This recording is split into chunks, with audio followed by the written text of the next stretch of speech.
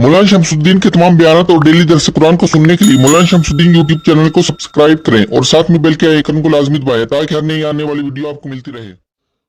आयत नंबर 11 है, मा असाब मिन मुसीबतिन इल्ला बिइज़्निल्लाह, नहीं पहुँचती कोई मुसीबत मगर कि वो अल्लाह के इज़्न और इजाज़त से है। वमन युमिन बिल्लाहि यहद क़ल्बहु, और जो यकीन लाए अल्लाह पर, अल्लाह ताला उसके दिल की रहनुमाई कर देते हैं। वल्लाहु बिकुल्लि शैइन अलीम, और अल्लाह ताला को हर चीज़ का इल्म है। वातिउल्लाह, और तुम इताअत करो अल्लाह की, वातिउर रसूल, और इताअत करो रसूलुल्लाह सल्लल्लाहु अलैहि वसल्लम की। फ़इन तवल्लैतुम, बस अगर तुमने रुख मोड़ लिया इताअत से, फ़इन्नमा अला रसूलिनल बलागुल मुबीन, बस बेशक हमारे रसूल के ज़िम्मे खोल कर पहुँचा देना है। अल्लाहु ला इलाहा इल्ला हू, अल्लाह के उसके सिवा कोई माबूद नहीं मगर वही।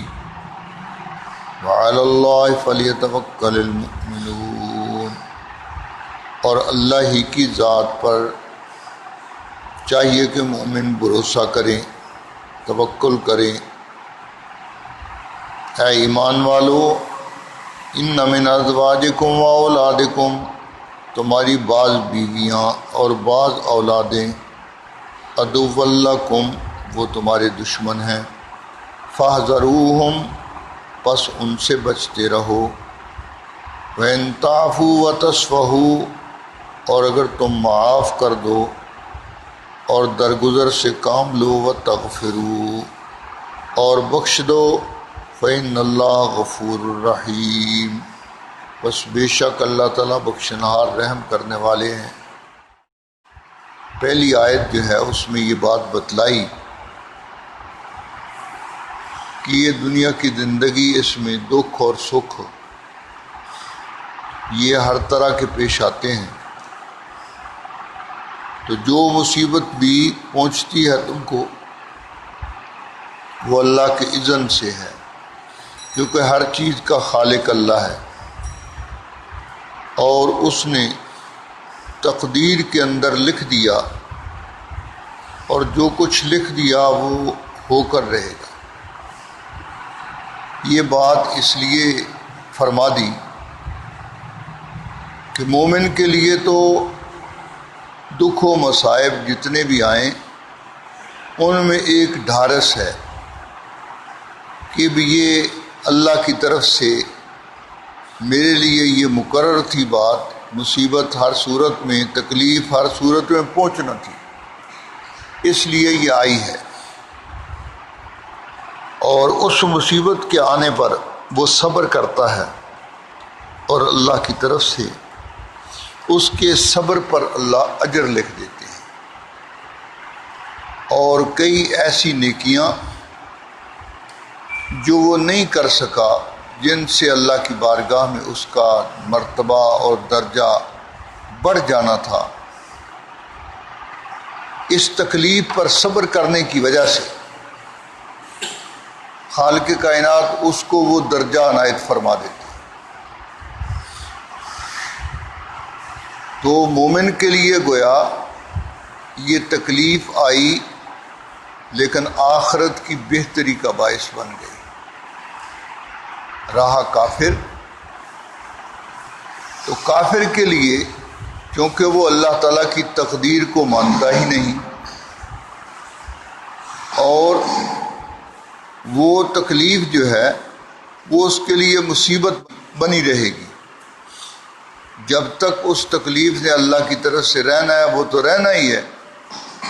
तो जब तक वो तकलीफ रहेगी, उस पर तारी होगी, मुसल्लत होगी, तो वो उस वक़्त तक मुसलसल ज़रा बराबर भी सुकून नहीं पा सकेगा। और रहा आखिरत का अजर, तो वो तो काफिर के लिए है ही नहीं। مومن کے لیے صرف آخرت کا اجر ہے، کافر کے لیے آخرت کا اجر نہیں۔ کافر آخرت کے اجر سے اس لیے محروم ہوگا کہ آخرت کے اجر اور بدلے کے لیے ایمان شرط ہے، اور یہ مومن کے پاس ہے، کافر کے پاس ہے ہی نہیں۔ تو جب ایمان سے وہ خالی ہے تو اس کا کوئی عمل جو ہے وہ اس قابل نہیں ہے کہ اس کا بدلہ ملے۔ فَلَا نُقِيمُ لَهُمْ يَوْمَ الْقِيَامَةِ وَزْنًا، فرمایا ان کے کسی عمل کا وزن جو ہے وہ نہیں ہوگا۔ تو جب ان کے عمل کا وزن ہی نہیں ہے تو پھر میزان عمل کے اندر وہ تولے جانے کے قابل ہی نہیں، کیونکہ اس کا تو کوئی وزن ہی نہیں۔ وہ جس طرح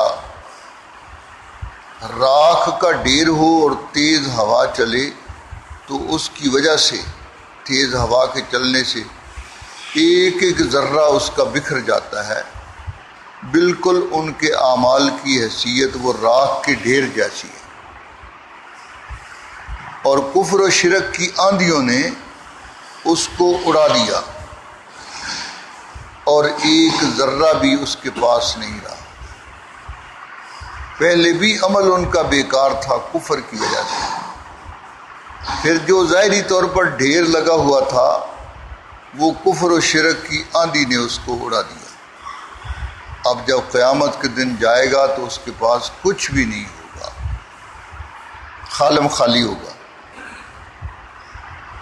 آگے فرمایا واللہ بکل شیء علیم، کہ اللہ کو ہر چیز کا علم ہے، اور یہ اللہ کو معلوم ہے کہ کون مجھ پر ایمان لا کر میری طرف سے پہنچنے والی جو اس کو تکلیف ہے اس پر وہ صبر کرے گا، اور میری بارگاہ کے اندر پھر وہ اجر کا باعث ہوگا، اور اپنے درجات کی بلندی کا وہ سبب بن جائے گا۔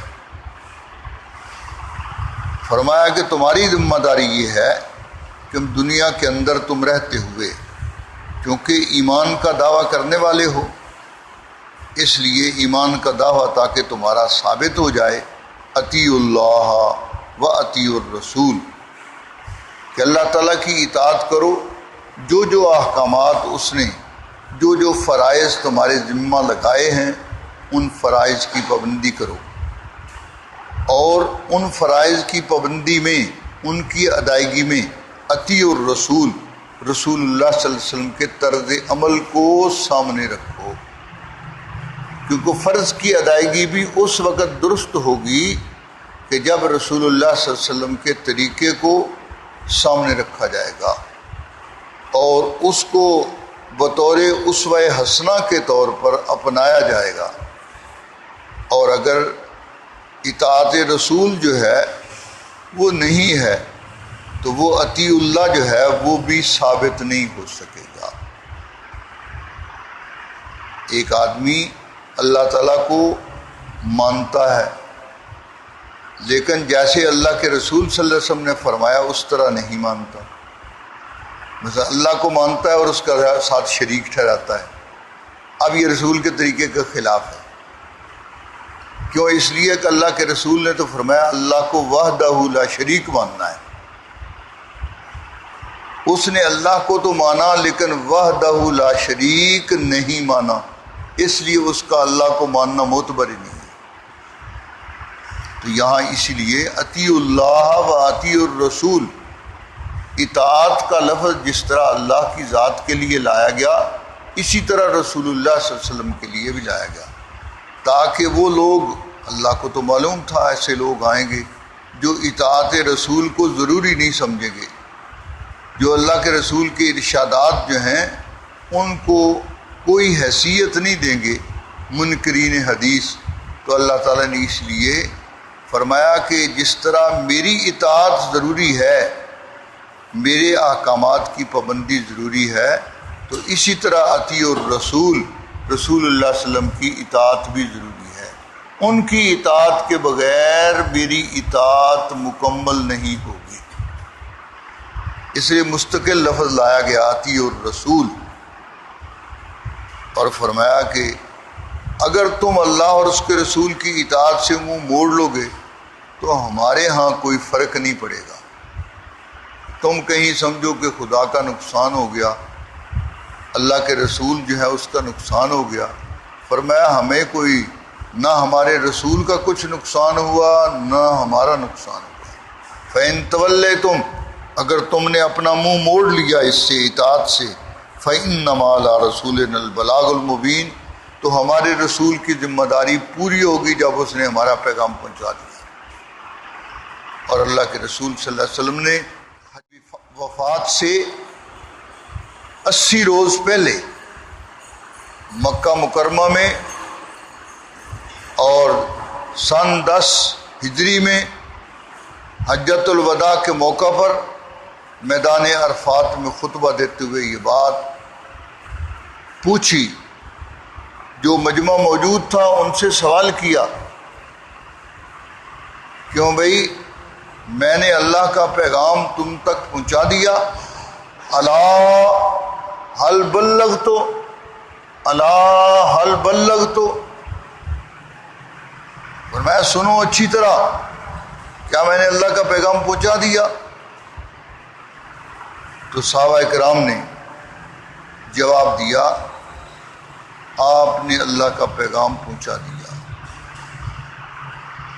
آپ نے اللہ کا پیغام پہنچا دیا، اس کا حق ادا کر دیا۔ پھر آپ نے اگلی بات فرمائی فَلْيُبَلِّغِ الشَّاهِدُ مِنْكُمُ الْغَائِبَ، اب یہ تمہاری ذمہ داری ہے، تم موجود ہو یہاں اور تم گواہی دے رہے ہو کہ میں نے اللہ کا پیغام تم تک پہنچا دیا ہے۔ اب دوسروں تک پیغام جو یہاں موجود نہیں ہے ان تک پہنچا دینا تمہارا کام ہو گیا، تمہاری ذمہ داری بن گئی۔ فَلْيُبَلِّغِ الشَّاهِدُ مِنْكُمُ الْغَائِبَ، تو فرمایا ہمارے رسول صلی اللہ علیہ وسلم پر تو ذمہ داری ہے پیغام پہنچانے کی، وہ انہوں نے کر دی، وہ اپنی ذمہ داری سے عہدہ برا ہو گئے، بری الذمہ ہو گئے۔ اب تم اگر اس ذمہ داری کو ذمہ داری ہی نہیں سمجھو گے، اس پیغام کو وہ ہاتھوں ہاتھ لے کر اس پر عمل پیرا نہیں ہوگے تو کل کو تم سے سوال و جواب ہوگا، کیوں بھائی پیغام تو میرے رسول نے پہنچا دیا اور تم نے اس پر چل کر ہماری راہ اختیار کیوں نہیں کی، یہ کل تم سے سوال ہوگا۔ اور فرمایا سنو اللہ لا الہ الا ہو، اللہ کے اس کے سوا کوئی معبود نہیں، اس لیے کہ آپ کے پیغام کا مرکزی نقطہ وہ اللہ کی وحدانیت ہے، یہ مرکزی نقطہ ہے کہ اللہ کے سوا کوئی معبود نہیں، عبادت کا حقدار فقط اور فقط ایک اللہ ہی ہے۔ اس لیے اس عنوان کو یہاں پیغام کا جب ذکر ہوا تو اس پیغام کو بھی خالق کائنات نے بتلا دیا کہ بھئی وہ پیغام کیا ہے، وہ اللہ کی وحدانیت کا سبق ہے۔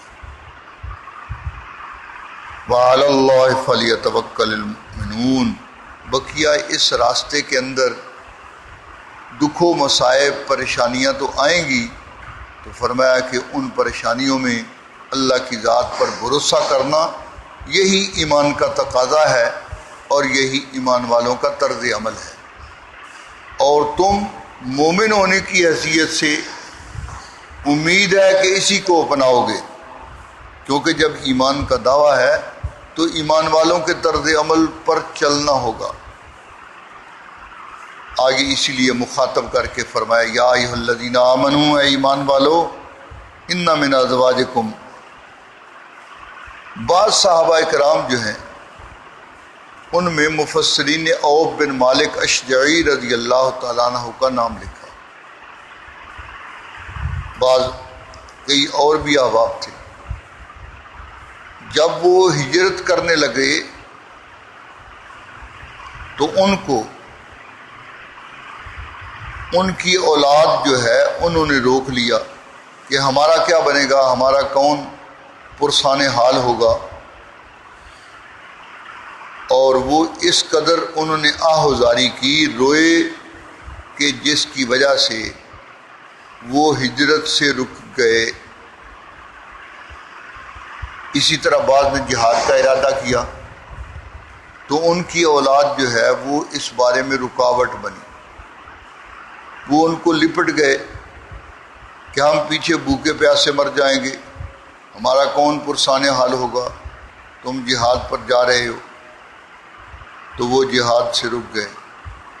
تو اللہ فرما رہے ہیں کہ جنہوں نے یہ اولاد اور مال کی خاطر گھر کے اندر رہنا پسند کیا اور اللہ تعالیٰ کے حکم کو وقتی طور پر چھوڑ دیا، مؤخر کر دیا، اور یہاں گھر میں ٹھہرنے کو ترجیح دی، گھر میں ٹھہرنے کو ترجیح دی، تو فرمایا کہ ایسی اولادیں اور ایسی بیویاں وہ تمہاری دشمن ہیں۔ کیوں؟ اس لیے کہ اللہ کے حکم کے راستے میں اس پر عمل کرنے میں وہ رکاوٹ ہے۔ اس سے معلوم ہوا کہ دین کے کسی بھی فرض کے معاملے میں اگر اولاد یا بیوی وہ رکاوٹ بنے تو وہ تمہارا اس سے کچھ تعلق نہیں، وہ اللہ کی بھی دشمن ہے، تمہاری بھی دشمن ہے، کیونکہ وہ دین سے رکاوٹ بن رہی ہے۔ اس لیے دین کے سلسلے میں اللہ کے حکم کو ترجیح دینا یہی ایمان کا تقاضا ہے۔ ہاں کوئی نفلی حکم ہو تو اس کو تو چھوڑا جا سکتا ہے، کیونکہ نفلی حکم کے اندر اجازت ہے اس کے کرنے نہ کرنے کی۔ اس کے لیے اگر بیٹا یا بیوی یا اسی طرح بیٹی وہ اگر کہتی ہے اور اس کا معاملہ اس سے زیادہ اہم ہے تو پھر اس کے معاملے کو ترجیح دینے کے اندر کوئی حرج نہیں۔ لیکن اگر وہ اللہ کا فرض ہے، اللہ کی طرف سے مقرر کیا ہوا وہ لازمی حکم ہے، تو پھر اس کے مقابلے میں اپنی بیوی، اپنی اولاد، اپنے رشتہ دار اور برادری کے کہنے کو ترجیح نہیں دی جائے گی۔ اگر ترجیح دے گا تو اس نے گویا اللہ کے ایک حکم کو توڑ دیا۔ فرمایا فاحذروہم، اس لیے ان سے محتاط رہو، وہ اللہ کے دین کے راستے میں رکاوٹ نہ بنے۔ وَإِن تَعْفُوا وَتَصْفَحُوا، اب رہا کہ کیا پھر ان سے دشمنی مول لے لیں؟ فرمایا نہیں، درگزر سے کام لو اور اللہ کے حکم پر عمل کرتے رہو۔ انہوں نے جو رکاوٹ ڈالی اس کو وہ ان کو چھوڑ دو، معاف کر دو۔ ہو سکتا ہے تمہارے معاف کرنے سے وہ آئندہ کے لیے اپنی اس حرکت سے باز آ جائیں، اس لیے ان سے دشمنی بنا کر مت بیٹھ جاؤ، اور اس بات کو ان کی ہمیشہ کے لیے ناراضگی کا ذریعہ مت بنا لو، بلکہ ان سے اچھا سلوک کرو، تو تمہارے اس سلوک کی وجہ سے ہی شاید وہ آئندہ کے لیے رکاوٹ نہ بنے۔ اور فرمایا فَإِنَّ اللَّهَ غَفُورٌ الرحیم، اگر وہ کل کو توبہ کر لیتے ہیں، معافی مانگ لیتے ہیں، ان کو احساس ہو جاتا ہے کہ ہم نے روکنا نہیں چاہیے تھا، ہم نے غلط روکا، تو فرمایا کہ اللہ تعالیٰ بھی ان کی اس غلطی کو بخش دے گا، اس لیے کہ وہ اللہ تعالیٰ کے حکم کی طرف وہ بھی لوٹ آئے۔ مال و اولاد، بیوی، وہ تو وہ ہونی چاہیے جو اللہ کے دین پر عمل کرنے میں تمہارے معاون بنے، آخرت کے معاون بنے، تاکہ آخرت کی زندگی بھی تمہاری جو ہے وہ اسی طرح گزرے جس طرح یہ گزر رہی ہے۔ فرمایا انما اموالکم و اولادکم، یہ اللہ کی طرف سے مال اور اولاد جو ہے یہ آزمائش ہے۔ اب دیکھ لو اس آزمائش میں تم اس امتحان میں فیل ہوتے ہو یا پاس۔ جب تم اللہ کے حکم کو ترجیح دو گے تو تم کامیاب ہو۔ گویا تم اس فتنہ سامانی سے بچ گئے، تم اس فتنے کے نقصان سے بچ گئے، تم نے اپنے آپ کو محفوظ کر لیا۔ انما اموالکم و اولادکم فتنہ، تمہارے مال اور تمہاری اولادیں تمہارے لیے فتنہ ہیں، آزمائش کا باعث ہیں۔ واللہ عندہ اجر عظیم، اور یہ یاد رکھو کہ اللہ کے ہاں بہت بڑا اجر ہے، اور وہ تبھی مل سکتا ہے کہ جب تم اللہ کی بات کو ترجیح دو گے اور اس کے مقابلے میں مال و اولاد جو ہے اس کو ترجیح نہیں دو گے، تب ملے گا وہ اجر۔ اور اگر تم نے ان کو ترجیح دی تو پھر تم اجر عظیم سے محروم ہو گئے، پھر اجر عظیم سے محروم ہو گئے، اس لیے کہ تم نے اللہ کے حکم کو پیچھے چھوڑ دیا۔ فاتقوا اللہ، فرمایا اس لیے اللہ تعالیٰ کا تقوی اختیار کرو، یعنی بچ بچ کر چلتے رہو کہ اللہ کی نافرمانی کا کوئی کام جو اولاد تم سے کروانا چاہتی ہے یا بیوی تم سے کروانا چاہتی ہے، تاکہ وہ کام تم سے نہ ہونے پائے، اس سے تم بچ جاؤ۔ فاتقوا اللہ، بس تو اس کا تقاضا یہ ہے کہ اللہ تعالیٰ سے کہ حکم کا لحاظ رکھتے ہوئے اس کا ڈر تمہارے دل کے اندر ہونا چاہیے۔ اللہ کے ڈر کا مطلب کیا ہے کہ تاکہ اس کی یہ خطرہ دل کے اندر ہو کہ اس کی نافرمانی نہ ہو جائے۔ اللہ کا ڈر اس طرح نہیں جس طرح کہ کوئی آدمی خوفناک چیز سے ڈرتا ہے، سانپ سے اور شیر سے، جو نقصان پہنچانے والے درندے ہیں ان سے جیسے ڈرتا ہے۔ اللہ کا خوف اس طرح نہیں ہے۔ اللہ کے خوف کا مطلب یہ ہے کہ اس کی اطاعت میں کہیں کمی نہ ہو جائے اور اس کی کوئی نافرمانی کا کام نہ ہو جائے کہ کل کو اللہ کی بارگاہ میں شرمندگی اٹھانا پڑے۔ فرمایا فاتقوا اللہ، اللہ تعالیٰ کا تقوی اختیار کرو۔ اب قرآن مجید میں کئی جگہ یہ بات فرمائی گئی کہ اللہ کا تقوی اختیار کرو، اتقوا اللہ۔ اب ظاہر بات ہے، اور ایک مقام پر تو یوں فرما دیا گیا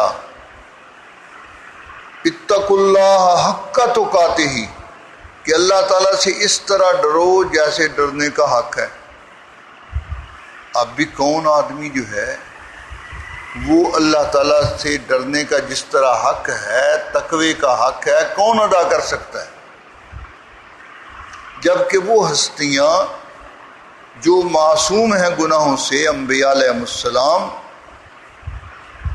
وہ بھی اللہ کی بارگاہ میں یوں ہی عرض کرتے ہیں ما عبدنا کا حق کا عبادت کا، اے بارہا الہا ہم تیری عبادت کا حق نہیں ادا کر سکتے۔ تو جب وہ ہستیاں جو مخلوقات کے لیے نمونہ ہیں وہ بھی حق کو ادا نہیں کر سکیں، اپنے بارے میں محسوس کرتے ہیں کہ جیسے اللہ کا حق ہے ہم ادا نہیں کر سکے، تو پھر اور کون مائی کا لال ہے جو اللہ کے حق کو اسی طرح ادا کر سکے گا جس طرح اللہ کا حق ہے۔ فرمایا بھئی ہمارے اس کہنے کا جو مطلب ہے فاتقوا اللہ، اتقوا اللہ حق تقاتہ، اس کے کہنے کا مطلب ہم تمہیں واضح کر دیتے ہیں، وہ اس آیت میں واضح کیا۔ فرمایا فاتقوا اللہ ما استطعتم، اپنی ہمت کے مطابق اللہ تعالیٰ سے کا تقوی اختیار کرو۔ مطلب یہ ہے کہ تم یہ پڑھا کہ فلاں نیک آدمی دن رات کے اندر 500 نفل پڑھتا ہے، اب تم اس طرح تو نہیں کر سکتے، تم کہو گے تسی آکھو جی 500 تے پڑھے نہیں جاندے تے 2 بھی نہ پڑھا۔ فرمایا نہیں، جتنی ہمت ہے وہ تو کرو نا۔ 500 اگر تم نہیں پڑھ سکتے ہو اس طرح تو کم از کم تم 2-4 رکھتے تو پڑھ سکتے ہو۔ یہ زائد عبادت جو ہے یہ اللہ کی محبت ہی کی وجہ سے تو ہے کہ تاکہ میرا رب خوش ہو جائے۔ فرض تو کرنا ہی ہے، وہ تو مجبوری ہے، کرنا پڑے گا، نہیں پڑھو گے تو سزا جو ہے وہ ملے گی، اور نفل جو ہے وہ تو اللہ کی ذات کو راضی کرنے کے لیے بطور ہدیہ کے یہ عرض کیا جاتا ہے، یہ تو ہدیہ ہے۔ اب ہدیہ ظاہر بات ہے جتنی محبت ہوگی ہدیہ اتنا ہی اعلیٰ سے اعلیٰ ترین پیش کرو گے۔ تو اس لیے اللہ نے فرمایا بھی جو نیک صالحین اعمال کرتے رہے تو ان کو دیکھ کر کے اتنے نہیں کر سکتے تو بالکل ہی چھوڑ دو، فرمایا ایسا مت کرو، اپنی ہمت کے مطابق کرتے رہو۔ صحابہ کرام ان کی زندگیاں نمونہ ہیں کہ انہوں نے اپنی ہمت کے مطابق دین کے احکامات پر عمل کیا۔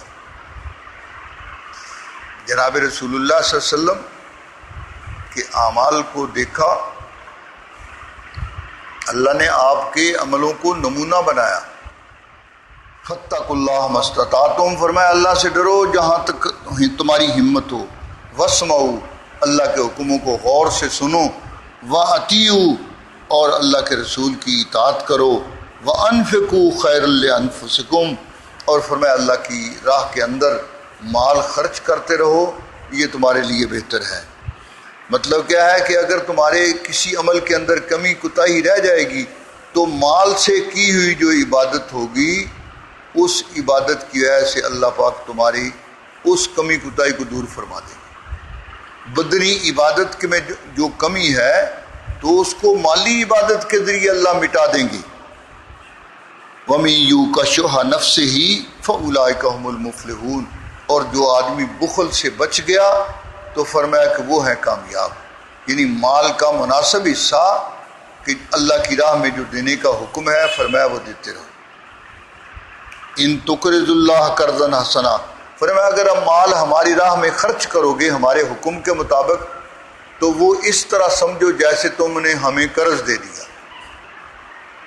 اب دیکھ لو قرض کی ادائیگی جو ہے وہ تم بھی سمجھتے ہو قرض بمنزلہ فرض ہوتا ہے کہ جس نے قرض لیا ہے اس کے ذمہ ضروری ہے کہ وہ قرض کو ادا کرے۔ ہاں اگر وہ معاف کر دے جس نے قرض دیا ہے تو وہ اس کی مرضی ہے، لیکن اس کی ذمہ داری یہ ہے کہ یہ اس کو واپس کرے۔ فرمایا اگر تم ہماری راہ میں خرچ کرو گے تو ہم نے اپنے ذمہ یہ لے لیا کہ ہم اس کا اجر بہت بہت بہت بہت دیں گے، ہم نے یہ اپنے ذمہ کر لیا، اس لیے اس کو قرض سے ذکر فرمایا۔ ان تقرضوا اللہ قرضا حسنا، اگر تم قرض حسنا دو گے اللہ تعالیٰ کو، یضاعف لکم، اللہ تعالیٰ بڑھا دیں گے تمہارے لیے۔ بڑھانے کے اندر پابندی نہیں لگائی، اور میں ہم بڑھا دیں گے اپنے مطابق، تم نے کیا اپنے مطابق، تم نے خرچ کیا اپنے مطابق، ہم بڑھائیں گے تمہاری نیت کے خلوص کے مطابق، جتنا خلوص زیادہ ہوگا اتنا ہی ہم زیادہ بڑھائیں گے۔ وَيَغْفِرْ لَكُمْ، اور اگر اس میں کمی کوتاہی ہوگی تو اللہ تعالیٰ بخش دیں گے۔ یعنی مال خرچ کیا اس پر اجر کا وعدہ بھی کیا، ساتھ اس میں جو کمی تھی اس کے بخش دینے کا بھی اعلان فرما دیا۔ کتنے مہربان ہے اللہ پاک۔ واللہ شکور حلیم، فرمایا اللہ تو قدردان ہے، بڑے تحمل والے ہیں، وہ چھٹی دیتے ہیں، آج نہیں تو کل خرچ کر لو، کل نہیں تو پرسوں خرچ کر لو۔ فرمایا بس موت کے غرغرے میں مبتلا ہونے سے پہلے پہلے خرچ کر لو، وہ بڑے حوصلے والے ہیں۔ عالم الغیب والشہادہ العزیز الحکیم۔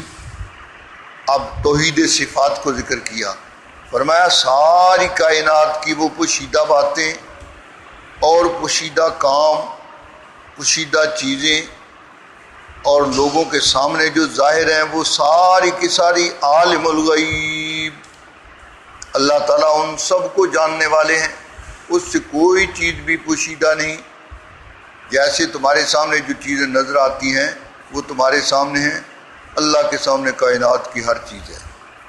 العزیز، وقتی طور پر تمہاری کوتاہی کو جانتے ہوئے خالق کائنات پکڑتے نہیں، پکڑ سکتے ہیں کیونکہ وہ عزیز ہیں، زبردست ہیں، تم ان کی پکڑ سے نکل کر بھاگ نہیں سکتے ہو۔ العزیز، وہ بڑے زبردست ہیں، الحکیم، اور اس کا ہر کام عین حکمت کے مطابق ہے، اس کا کوئی فعل وہ حکمت کے خلاف نہیں، وہ اسی وقت مہلت دے کر پکڑتے ہیں جب دیکھتے ہیں کہ یہ شخص باز نہیں آتا۔ اور مولانا ظفر علی خان نے بڑی عجیب بات کہی، نہ جا اس کے تحمل پہ کہ بے ڈب ہے گرفت اس کی، ڈر اس کی دیر گیری سے کہ سخت ہے انتقام اس کا۔ اللہ کے انتقام سے بچنا چاہیے اور اس کی دیر سے پکڑ کا انتظار نہیں کرنا چاہیے، بلکہ آدمی کو چاہیے کہ جو ہی موقع ملے اللہ سے توبہ کر لے، اس سے معافی مانگ لے کہ کسی وقت بھی اس پر پکڑ آ سکتی ہے اور ہو سکتا ہے معافی کا موقع پھر نہ ملے۔ اس لیے آدمی کو جلد سے جلد توبہ کر کے اللہ کو راضی کر لینا چاہیے۔ اللہ ہمیں اپنی بارگاہ میں توبہ کی توفیق نصیب فرمائے اور ہماری وہ توبہ قبولیت والی ہو جو آئندہ گناہ کو سے اپنے آپ کو بچانے والی توبہ ہو۔ اقول قولی ھذا استغفر اللہ لی ولکم۔